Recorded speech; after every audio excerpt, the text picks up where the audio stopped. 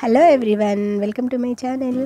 ఈరోజు వీడియోలో సూపర్ టేస్టీగా ఉండే ఆలు అండ్ టమాటోతో వడియాలు చూడడానికి పేపర్లా కనబడుతున్నాయి కదా. చాలా చాలా బాగుంటాయి. వీటికి ఎండ కూడా అవసరం లేదు, మనం జస్ట్ ఫ్యాన్ గాలికి ఆరబెట్టేసుకోవచ్చు అనమాట. ఇంట్లోనే మనం నైట్ చేసి పెట్టుకున్నాం అనుకోండి, పొద్దున్న వరకు రెడీ అయిపోతాయి. వీటిని చేసుకోవడం ఎంత ఈజీయో తినడం కూడా అంతే ఈజీ. చూస్తున్నారు కదా. అయితే ఇక్కడ 2 టమాటాలు అండ్ 2 ఆలుగడ్డలు అట్లా తీసేసుకోవాలన్నమాట. ఆలుగడ్డని మంచిగా పొట్టు తీసేసి మనం నీళ్ళలో వేసి అట్లా కడిగేయాలి. తర్వాత వాటిని ముక్కలు ముక్కలుగా కట్ చేసుకొని మళ్ళీ మంచిగా వాష్ చేసుకోవాలన్నమాట ఆలుగడ్డని. ఎందుకంటే వీటిని కట్ చేసిన తర్వాత దాని లోపల ఉన్న స్టార్చ్ అంతా మంచిగా కడిగితేనే పోతుంది అనమాట. సో అట్లా 3-4 సార్లు మంచిగా కడిగేసుకోవాలి కట్ చేసిన తర్వాత. చూస్తున్నారు కదా. కడిగిన తర్వాతనే మనం దీన్ని గ్రైండ్ చేసుకోవాలి. అట్లనే చేస్తే మనకి వడియాలు అనేటివి జర నల్లగా వస్తాయి అన్నమాట. అందుకని మనం మంచిగా కడిగేసి వాటిని అట్లా మిక్సీ జార్లోకి వేసుకుని టమాటాలు కూడా మంచిగా కట్ చేసేసుకోవాలి.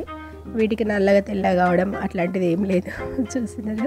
సో ఆ టమాటాను కూడా దాంట్లో వేసుకొని మంచిగా మెత్తగా గ్రైండ్ చేసేసుకోవాలి. చూస్తున్నారు కదా. మంచిగా స్మూత్గా రావాలన్నమాట. కాకపోతే దాన్ని మనం జల్లెడ పట్టుకోవాలి ఒకసారి. చూస్తున్నారు కదా. ఆ మిక్సీ జార్లో కూడా కొంచెం వాటర్ని యాడ్ చేసుకొని దాంట్లో కలిపేసుకోవాలన్నమాట. సో చూస్తున్నారు కదా. టమాటో ముక్కలు కొంచెం ఆలుగడ్డ అక్కడక్కడ ఉంటే మనకి అదంతా పోతుంది అనమాట. తర్వాత ఇది ఎంత ఉందో మనం కొలుసుకోవాలి. అదొక 1 కప్ వచ్చింది. 1 కప్కి 1 కప్ వాటర్ యాడ్ చేసుకొని స్టవ్ మీద పెట్టేసి అట్లా మంచిగా కలపాలి.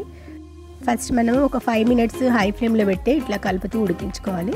తర్వాత సిమ్లోకి మార్చుకోవాలన్నమాట. ఇక్కడైతే ఇది చిక్కదనం కోసం నేను ఒక 2 స్పూన్స్ వరకు బియ్యం పిండిని అట్లా కొంచెం ఒక బౌల్లో వేసుకొని కొంచెం వాటర్ వేసి కలుపుకొని, ఇప్పుడు అది కొంచెం వేడైపోయింది కదా, 5 మినిట్స్ వరకు మనం కలుపుకున్నాం కదా, దాంట్లో వేసేసుకోవాలి. చూసారు కదా కొంచెం చిక్కబడింది. సో దాంట్లోకి అట్లా ఇది కూడా వేసేస్తే ఇంకా కొంచెం చిక్క అవుతుంది అనమాట.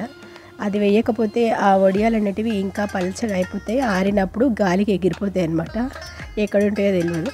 అందుకే కొంచెం అయితే పిండిని మనం యాడ్ చేసుకోవాలి. అట్లా అది కలిపేసి ఒక 5 మినిట్స్ మళ్ళీ మూత పెట్టేసి ఉడికించాలి. సిమ్లో పెట్టేసేయాలి. ఇప్పుడు సిమ్లో పెట్టి ఉడికించాలి. అది మంచిగా ఇట్లా దగ్గరికి అయిపోవాలి. చూసలేదు కదా, ట్రాన్స్పరెంట్ మంచిగా అయిపోవాలన్నమాట.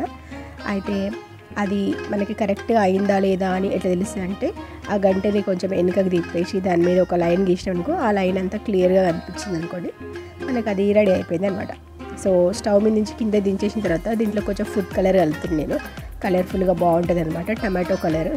సో అక్కడ ఆరెంజ్ కనబడుతుంది. అది జస్ట్ మనకి రెడ్, కొంచెం రెడ్గా ఉంటుంది అనమాట.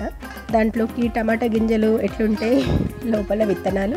సో దానికోసం నేనైతే ఇక్కడ నువ్వులను వేసినాను అనమాట. నువ్వులు కూడా వేసేసుకోవాలి, లేదంటే జీలకర్ర, వాము, ఇంకా మీ ఇష్టం ఏదైనా వేసుకోవచ్చు ఫ్లేవర్స్ కోసం. నేను ఏం వేయలేదు, జస్ట్ కొంచెం సాల్ట్ యాడ్ చేసేసి కొన్ని నువ్వులు వేసేసిన అనమాట. తర్వాత మనం అట్లా ఒక ప్లాస్టిక్ కవర్ పైన వీటిని మంచిగా అట్లా పాపడల్లాగా వేసేసుకోవాలి చిన్న చిన్నగా. వీటిని పెద్దగా చిన్నగా ఎట్లా చేసినా కానీ కొంచెం పిండి అనేది ఎక్కువ వేసుకొని చేసుకోవాలి. ఎందుకంటే అవి కొంచెం ఆరిన తర్వాత మరీ ట్రాన్స్పరెంట్గా సన్నగా అయిపోతాయి అన్నమాట. సో అక్కడ కొంచెం ఆరిన తర్వాత చూస్తున్నారు కదా, అవి ఎంత సన్నగా అయిపోయినాయో. అందుకని ఆ పిండి అనేది కొంచెం ఎక్కువ వేసుకొని చేసుకుంటే మనకి పాపడలు అనేవి కొంచెం లావు వస్తాయి. సో అవి అట్లా మంచిగా ఆరిపోయిన తర్వాత మనం ఇట్లా ఫ్రై చేసుకోవచ్చు. అయితే మంటను కూడా సిమ్లోనే పెట్టి చేసుకోవాలన్నమాట. చాలా ఫాస్ట్గా వేగిపోతాయి ఇవైతే. ఆయిల్ కూడా అంత ఎక్కువ పీల్చదనమాట. సో చూస్తున్నారు కదా ఎంత ఈజీగా ఉన్నాయి వడియాలు రెసిపీ.